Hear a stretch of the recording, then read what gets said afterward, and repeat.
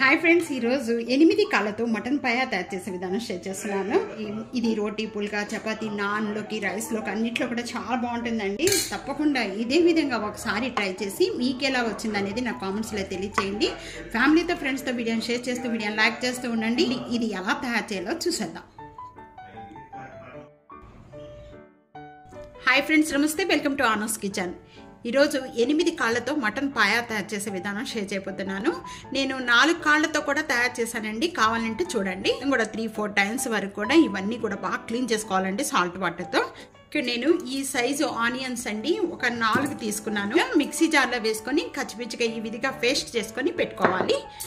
అలాగే 3 tablespoon ginger garlic paste అండి. Fresh తీసుకుంటే చాలా టేస్ట్గా ఉంటుంది కర్రీ అనేది అండి. ఈ స్పూన్తో 3 tablespoon ginger garlic paste.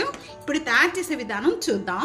Mutton paya తయారు చేసుకోవడానికి ఇక్కడ నేను కుక్కర్లో 4 టేబుల్ స్పూన్ ఆయిల్ యాడ్ చేస్తున్నాను. ఇక్కడ కుక్కర్లో యాడ్ చేసుకోవడం వల్ల చాలా తొందరగా ఉడికిపోతుందండి, మెత్తగా ఉడికిపోతుంది. కుక్కర్లోనే చేసుకోండి. దాల్చిన చెక్క, ఒక 4 లవంగాలు, 2 యాలకులు. ఇవి మొత్తం కూడా వేగిపోయిన వెంటనే మనం కచ్చిపిచ్చిగా నూరుకున్న ఉల్లిపాయ మొత్తం కూడా దీంట్లో యాడ్ చేసేస్తున్నాను. ఈ ఉల్లిపాయ పచ్చి స్మెల్ పోయేంత వరకు కూడా బాగా వేయించుకోవాలి. ఇక్కడ ఉల్లిపాయ వేగుతూ ఉండగానే ఇక్కడ పచ్చిమిర్చి 2, ఉల్లిపాయ ఈ విధంగా వేగిపోయిన వెంటనే 1 tablespoon ginger garlic paste add చేస్తున్నాను. దీంట్లో కొద్దిగా జింజర్ గార్లిక్ పేస్ట్ ఎక్కువ వేసుకుంటేనే బాగుంటుందండి. ఇక్కడ అల్లం వెల్లుల్లిపాయ పేస్ట్ వేసిన వెంటనే బాగా వేగిన తర్వాత మంచి స్మెల్ వస్తూ ఉంటుందండి. ఆ టైంలో ఇక్కడ మనం 1/2 టేబుల్ స్పూన్ పసుపు యాడ్ చేస్తున్నాను. 2 టేబుల్ స్పూన్ గల్లుప్పు యాడ్ చేస్తాను. మీరు గల్లుప్పు ప్లేస్లో సాల్ట్ కూడా యాడ్ చేసుకోవచ్చు అండి. తర్వాత కూడా మనం చూసుకొని వేసుకోవచ్చు. 2 టేబుల్ స్పూన్ ధనియా పౌడరు, ఇది రోస్ట్ చేసిన ధనియా పౌడర్ అండి. 1/2 టేబుల్ స్పూన్ జీరా పౌడర్, ఇది రోస్ట్ చేసిన జీరా పౌడర్ అండి.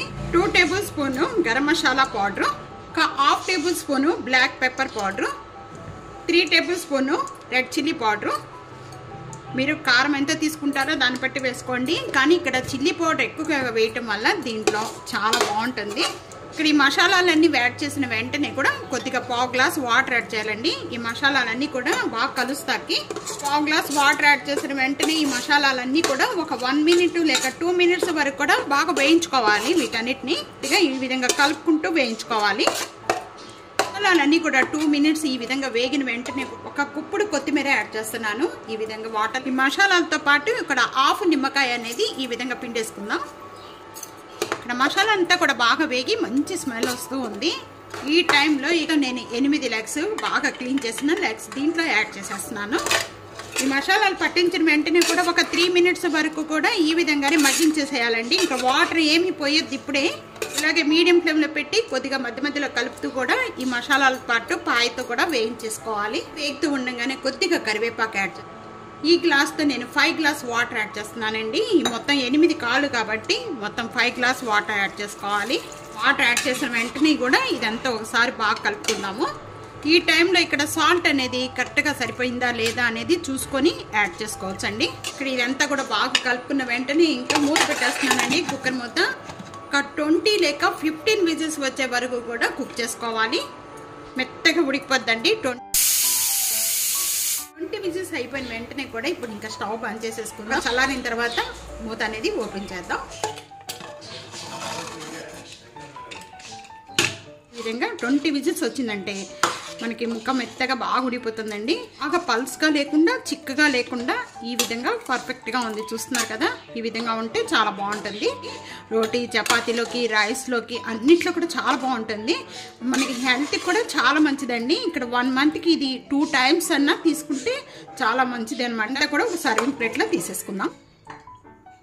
మటన్ పాయ ఈ విధంగా తయారు చేయండి, చాలా టేస్ట్గా ఉంటుంది. అన్నిట్లో కూడా బాగుంటుందండి. చపాతీ, రోటీ, పుల్కా, నాన్లోకి, రైస్లోకి అన్నిట్లో కూడా బాగుంటుంది. తప్పకుండా ఇదే విధంగా ఒకసారి ట్రై చేసి మీకు ఎలా ఉందనేది నాకు కామెంట్స్లో తెలియజేయండి. ఫ్యామిలీతో, ఫ్రెండ్స్తో వీడియోని షేర్ చేస్తూ వీడియోని లైక్ చేస్తూ ఉండండి. ఇంకా ఎన్నో రకాలైన వంటకాల కోసం ఆనోస్ కిచెన్ సబ్స్క్రైబ్ చేయడం మర్చిపోవద్దు. ప్రక్కనే ఉన్న బెల్ ఐకాన్ని ప్రెస్ చేసుకోండి. Thank you for watching. Next వీడియోలో మళ్ళీ కలుద్దాం. అంతవరకు సెలవు. బాయ్.